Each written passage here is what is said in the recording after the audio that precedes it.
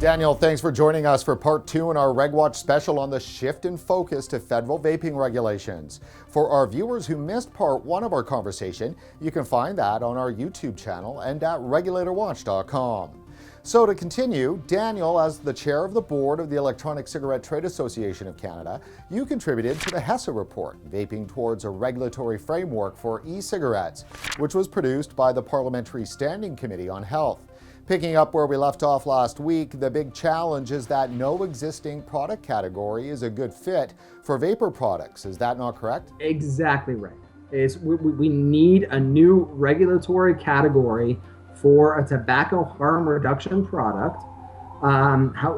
It can take into account certain aspects of tobacco regulations. It could take into account certain aspects of consumer regulations, even some aspects of medicinal and food regulations. And putting that together is exactly what the new regulatory framework is all about. What's the first step in achieving that? The first step for federal regulation is to deal with this nicotine issue, because we cannot move forward with any other federal regulations until a reclassification of nicotine as a harm reduction product, for a tobacco harm reduction product, is established. So Daniel, nicotine classification really speaks to the trouble of making an existing product category work for vaping.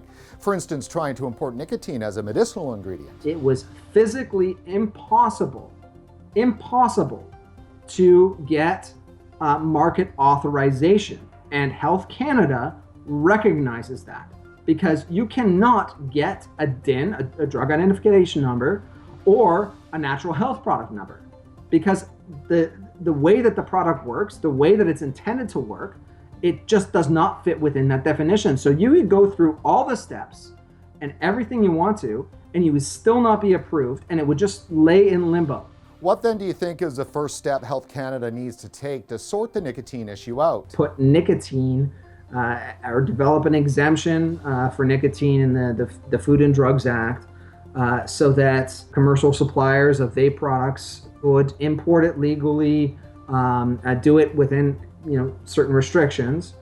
So that would be my first expectation, that's what they would do. And moving on from that, then the number one would be quality control.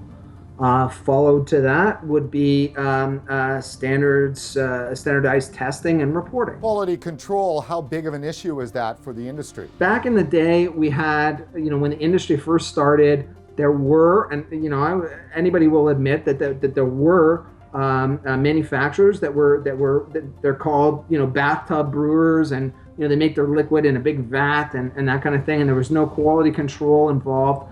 Now we've moved on our own, as an industry, towards ISO level standards, developing a system that works for our product, because the challenge is that we have regulations for food grade, we have regulations for pharmaceutical grade.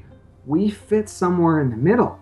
And what exactly does our regulations, what do our regulations entail, how do they fit in the middle there? Daniel, from what I understand, the federal government has been proactive in inviting the ECTA and CVA to work on developing international standards. That's true, and we're lucky here in Canada because we do have representation from the industry on the Standards Council of Canada, which works directly on the ISO mandate for vape and vapor products. These standards will also likely be applied to future federal regulations. So if the federal government wants to say, well, you need your products tested, well, what testing standard do you need?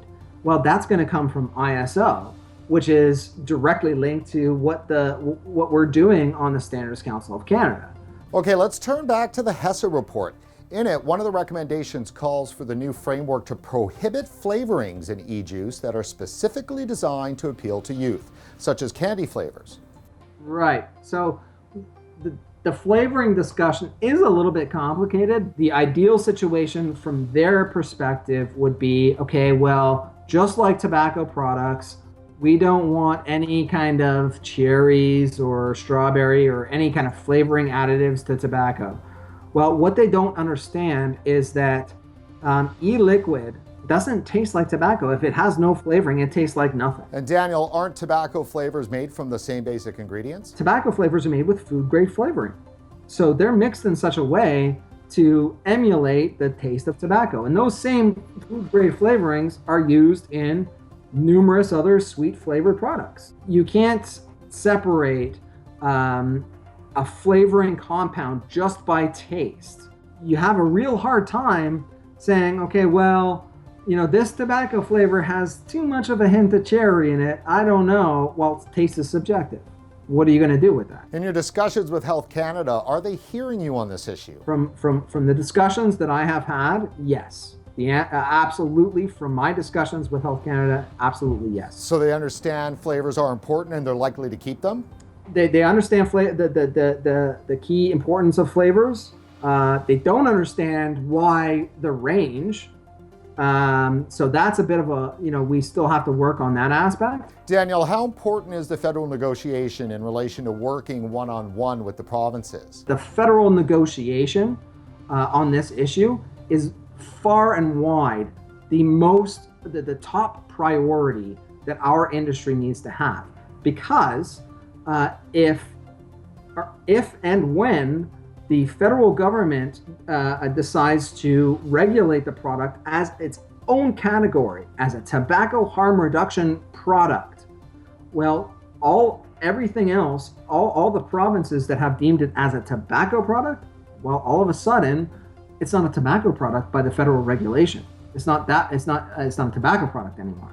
It's a tobacco harm reduction product, which falls into a different category. And how would that new classification affect existing provincial regulations? What it would force the provinces to do is to rethink how they've classified vapor products in their tobacco legislation. The provinces that have stated it is tobacco, forthright, that's all it is. Even the buttons and the drip tips and all the other accessories, they're all tobacco. The batteries, they're all tobacco products. Well, now they got to reconsider that. So they've got to go back and relook at their provincial legislation, to come into alignment with federal regulation. Finally, Daniel, what's the outlook for the federal negotiations? The progress that has been made has been quite substantial, building relationships and building trust and in our knowledge of the industry. I'm actually hopefully optimistic about the approach that the federal government is taking at this point. Well, that's it for this edition of RegWatch. Before you head off, please like us on Facebook and don't forget to follow us on Twitter. For RegulatorWatch.com, I'm Brent Stafford.